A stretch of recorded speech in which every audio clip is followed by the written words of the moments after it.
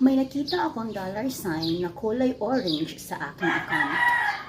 Ano ang ibig sabihin nito? Kapag nakakita tayo ng mga dollar sign na may mga kulay sa ating mga account, ano nga ba ang ibig sabihin nito? Magandang umaga mga kaging. So ngayong araw na ito ay ating alamin kung ano ang ibig sabihin ng mga dollar sign na may iba't ibang kulay. So una, dollar sign na may kulay green. Monetized. Ibig sabihin, ang video na ating ina-upload ay kumikita. A wide number of advertiser o maraming bilang ng mga advertiser ang maaring mag-advertise sa ating mga uploads na videos. Pangalawa, dollar sign na may kulay orange. Limited or pending. Ibig sabihin, ang ating kitaan ay nabawasan o maaring ang ating